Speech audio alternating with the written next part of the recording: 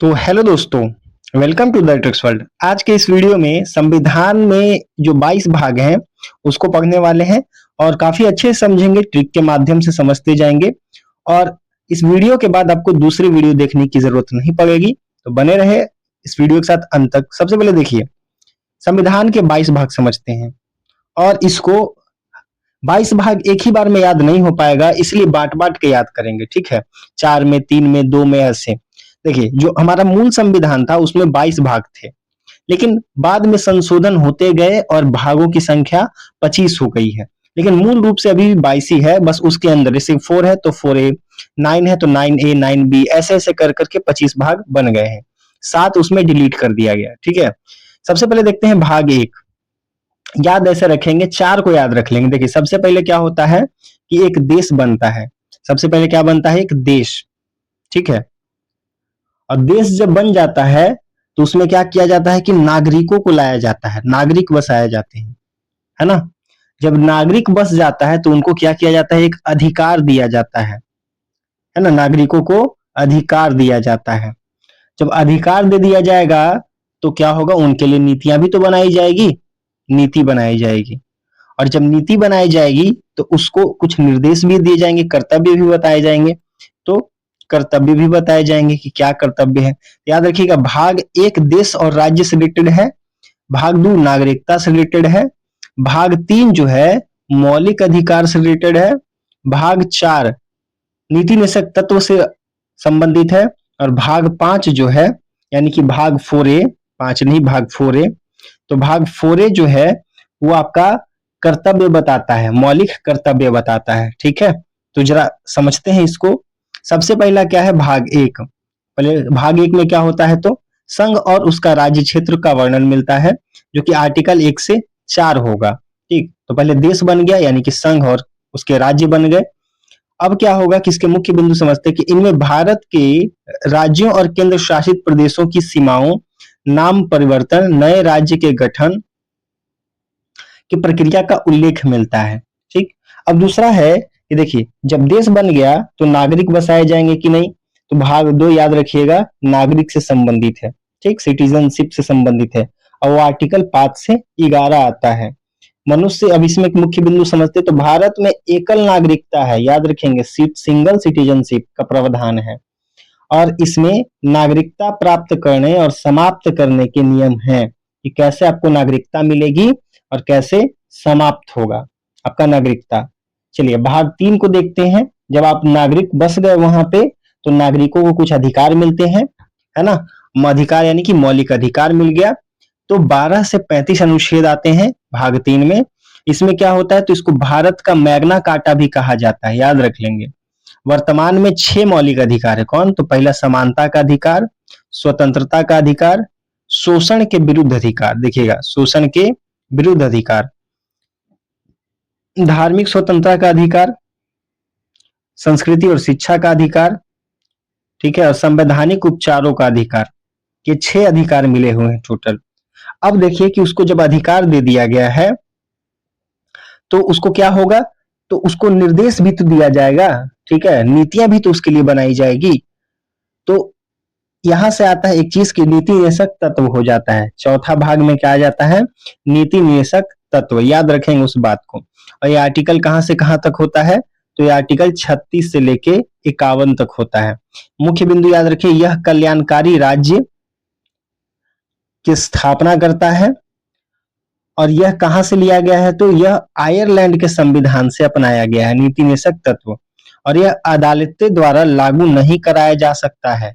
ऐसा नहीं है कि नीति निदेशक तत्व को, जिसको डीपीएसपी कहते हैं शॉर्ट में, और directive principle of state policy short में डीपीएसपी, इसको अदालतें द्वारा लागू नहीं कराया जा सकता है। ठीक, अब आते हैं आगे, 4A। तो 4A में समझते हैं कि उसके लिए नीतियां बन गई। नागरिक के लिए क्या हो गया? देश बना। देखिए, पहले देश बन गया, देश बना, उसमें नागरिक बसा, नागरिक बसा तो उसको अधिकार भी दिए गए, अधिकार भी दिए गए तो उसको नीति भी बनाई गई उसके लिए। और नीतियां बन गया तो उसको मौलिक कर्तव्य भी तो बताए जाएंगे कि तुम्हारा क्या काम है। तुम नागरिक तो हो लेकिन तुम्हारा कुछ कर्तव्य भी तो है, तो बताया गया। और बताया गया तो क्या हो जाएगा, ये अनुच्छेद 51A है, ठीक है, पढ़ता है। इसमें क्या होता है, तो इसे 42वें संविधान संशोधन 1976 द्वारा स्वर्ण सिंह समिति की सिफारिश पे जोड़ा गया था, याद रखेंगे। और वर्तमान में 11 मौलिक कर्तव्य हैं, ठीक है। अब समझते हैं, ये तो हम समझ गए हैं। अब बात ये है कि देश चलाने के लिए क्या होना चाहिए, तो केंद्र सरकार बनेगी। तो याद रखें कि 5 भाग में केंद्र सरकार से वर्णित है, यानी कि संघ है, संघ यानी कि केंद्र सरकार।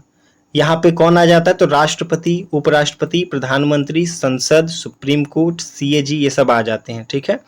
तो आर्टिकल 52 से 151 तक आ जाता है 5 भाग में, और यह संविधान का सबसे बड़ा भाग है, क्योंकि देखिए 52 से 151 लगभग 100 इसमें अनुच्छेद आ जाते हैं।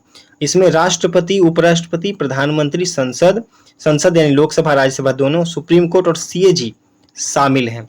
सभी से रिलेटेड प्रावधान यहाँ पे दिया गया है, ठीक है। तो संघ बन गया। अब संघ बनेगा तो उसके नीचे क्या होगा, राज्य बनेगा। तो जो 6ठा भाग है वो राज्य से संबंधित है। 6 भाग क्या है, राज्य से संबंधित है। ये आर्टिकल 152 से लेकर 273 चलता है, और इसमें राज्य सरकार की कार्यपालिका और विधायिका का वर्णन मिलता है। कार्यपालिका मतलब कि राज्यपाल, मुख्यमंत्री, विधानमंडल और हाई कोर्ट से संबंधित प्रावधान किए गए हैं। आगे बढ़ते हैं। अब समझते हैं एक बात कि केंद्र बन गया, राज्य बन गई, तो अब केंद्र शासित प्रदेश भी तो बनेगा। लेकिन उससे पहले एक बात समझेंगे कि 7वां भाग जो है वो पहली अनुसूची के भाग ख के राज्य हैं इसमें, जो कि अब डिलीट कर दिए गए हैं। अब ये हमारे संविधान में नहीं है, कहीं नहीं मिलेगा, इसको हटा दिया गया है आर्टिकल। लेकिन इसमें कौन सा शामिल था, 238। इसे 7वें संविधान संशोधन 1956 द्वारा हटा दिया गया है, याद रख लेंगे। चलिए आगे बढ़ते हैं। अब आता है केंद्र शासित प्रदेश। देखिए जब देश बन गया, यानी कि केंद्र बन गया और उसके नीचे राज्य बन गए, तो अब केंद्र शासित प्रदेश के बारे में भी सोचा जाएगा। तो 8वां भाग जो है वो केंद्र शासित प्रदेश से संबंधित है, ठीक है। और इसमें आर्टिकल 239 से 242 शामिल है। इसमें केंद्र शासित प्रदेशों के प्रशासन का विवरण दिया गया है और उपराज्यपाल की नियुक्ति, शक्ति तथा उनके कार्यों का उल्लेख किया गया है, ठीक। अब समझते हैं 9। देखिए केंद्र शासित प्रदेश बन गए तो उसके नीचे क्या आ जाता है, उसके नीचे पंचायत ये सभी तो आता है ना, बड़ा से छोटा। चलिए केंद्र बना, केंद्र के नीचे राज्य बना, राज्य के नीचे यूनियन टेरिटरी बन गया।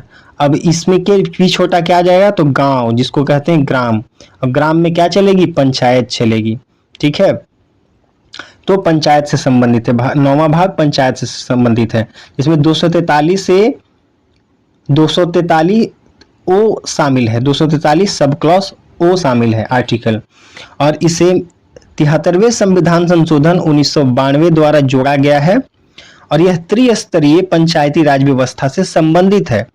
तीन स्तर का मतलब होता है कि ग्राम पंचायत, पंचायत समिति और जिला परिषद, ठीक है। ये 3 भाग से संबंधित है, त्रिस्तरीय से संबंधित है। आगे बढ़ते हैं। अब आता है 9A, और 9A किससे संबंधित है, देखिए गांव। तो गांव से बड़ा क्या होता है, जब गांव के बारे में प्रावधान आ गया तो सरकार को नगर पालिका के बारे में भी बताया जाएगा, जो कि शहर से क्षेत्र संबंधित है। तो आर्टिकल 243P से लेके 243ZG तक है, ठीक है। ऐसे मुख्य बिंदु क्या है, तो इसे 74वें संविधान संशोधन 1992 द्वारा शहरी स्थानीय स्वशासन के लिए जोड़ा गया है, और इसमें नगरीय निकायों का गठन किया गया है। इसमें शक्तियों, इसके कार्य से संबंधित जितने भी प्रावधान हैं वो दिया गया है, ठीक। अब समझते हैं, जब गांव बन गया, शहर बन गया, तो सहकारी समिति भी तो बनेगी, जिसको कोऑपरेटिव सोसाइटी भी बनेगी। तो आर्टिकल इसके याद रखिएगा 9B भाग का 243ZH से 243ZT आर्टिकल है, और इसे 97वें संविधान संशोधन 1911 द्वारा संविधान में जोड़ा गया था, जो कि सहकारी समिति के प्रबंधन से जुड़ा है। इसका उद्देश्य सहकारी समितियों जैसे कि लोकतांत्रिक नियम, स्वायत्तता और पारदर्शिता सुनिश्चित करना है, ठीक। अब आगे बढ़ते हैं, भाग 10। देखिए गांव बन गया, शहर बन गया, तो गांव और शहर में क्या रहते हैं, तो जातियां लोग निवास करते हैं, है ना। अनुसूचित जाति और जनजाति रहते हैं, है ना, उनका कोई क्षेत्र होता है। तो आर्टिकल भाग 10वां का आर्टिकल 244 से लेके 244 ए है। इसमें क्या आ जाता है, तो इसमें अनुसूचित क्षेत्र और असम, मेघालय, त्रिपुरा और मिजोरम जैसे राज्यों के जनजातीय क्षेत्रों के प्रशासन का विशेष प्रावधान दिया गया है। इसको ऐसे याद रखिएगा कि एएम कौन कौन से राज्य आते हैं भाग 10वां में, तो आसाम, मेघालय, त्रिपुरा और मिजोरम याद रहेगा। अब आता है कि संघ राज्यों के बीच संबंध भी बनेगा, क्योंकि संघ बन गया है और राज्य बन गए थे, तो ये दोनों के बीच में संबंध बनेगा। समझ में आ गया ना। तो संबंध बनेगा तो कौन से भाग में आ जाएगा, भाग 11, और 245 से लेकर 263 तक चलता है इसका आर्टिकल। इसमें क्या है, तो इसमें केंद्र और राज्यों के बीच विधायी और प्रशासनिक संबंधों का बंटवारा किया गया है। ठीक है, केंद्र और राज्यों के बीच में। आगे बढ़ते हैं। भाग जो है 12वां, वीडियो थोड़ा लंबा हो सकता है लेकिन यूजफुल होने वाला है। भाग 12 जो है, देखिए केंद्र बन गया, राज्य बन गए, गांव बन गए, शहर बन गए, समिति बन गए, तो उनको क्या चाहिए, अब वित्त भी तो जरूरत पड़ेगा ना, उनको पैसे की जरूरत पड़ेगी।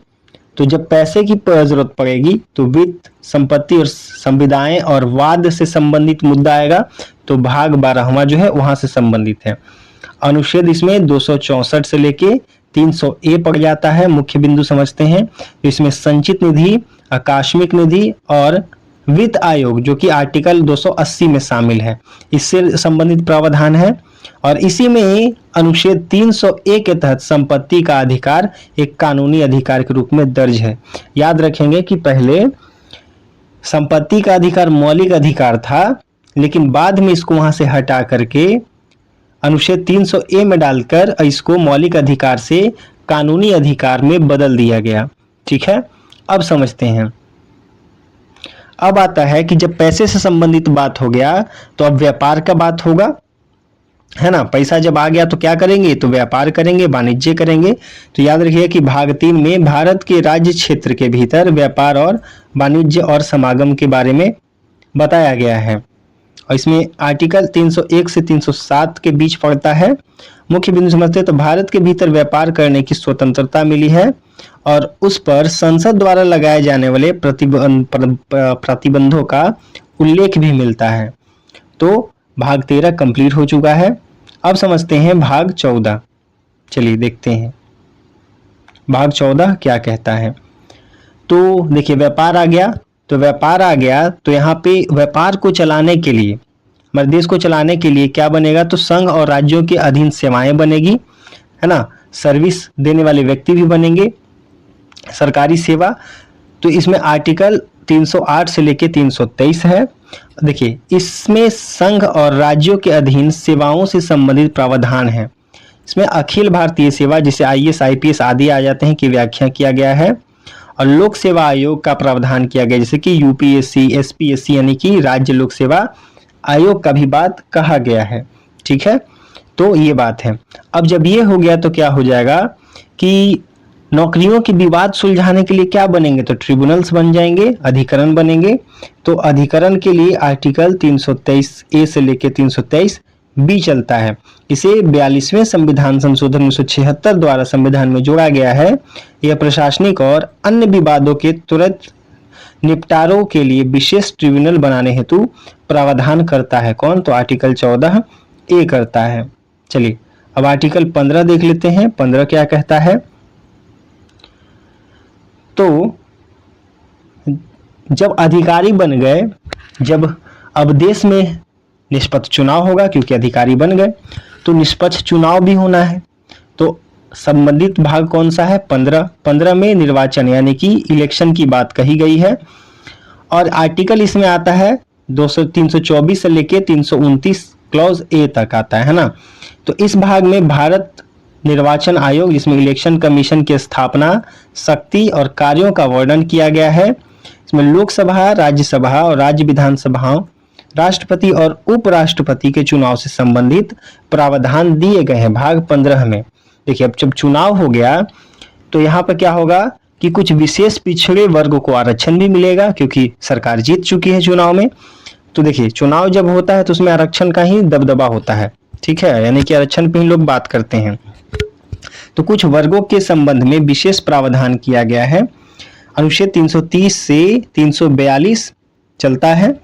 और देखिए इसमें अनुसूचित जाति, इसमें एससी और अनुसूचित जनजाति एसटी के लिए लोकसभा और विधानसभा में सीटों का आरक्षण किया गया है। दूसरी बात है आंग्ल भारतीय के लिए नामांकन अब समाप्त हो चुका है। इसमें पहले था आंग्ल भारतीय समुदाय के लिए नामांकन का प्रावधान था, लेकिन 104वें संविधान संशोधन 2020 के बाद समाप्त कर दिया गया है। और इन वर्गों के कल्याण और सुरक्षा हेतु राष्ट्रीय आयोग का भी गठन किया गया है। ये याद रख लेंगे कौन कौन सा है वो राष्ट्रीय आयोग, तो एनसीएसटी, एनसीएससी और एनसीबीसी, ठीक है, ये है।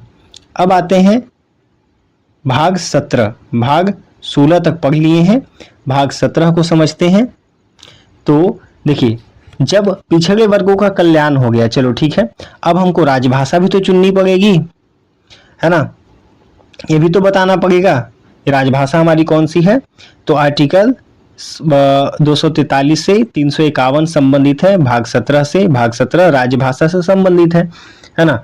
नई सरकार की अपनी राजभाषा चुनी जाएगी, जैसे कि सरकार बनी, सरकार क्या किए तो उसको कुछ आरक्षण दिए जो एससी एसटी ओबीसी जो भी आते हैं। और जब सरकार बनी है तो सरकार किस भाषा में चलेगी, अपनी लैंग्वेज भी चुनेगी। तो इसी से संबंधित है आर्टिकल 243 से लेकर 251 तक, भाग 17।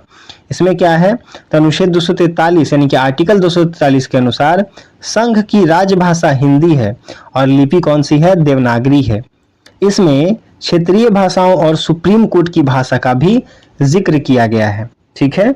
अब समझते हैं कि राजभाषा चुनी गई है, ठीक है, लेकिन अचानक देश पर अब संकट आ गया।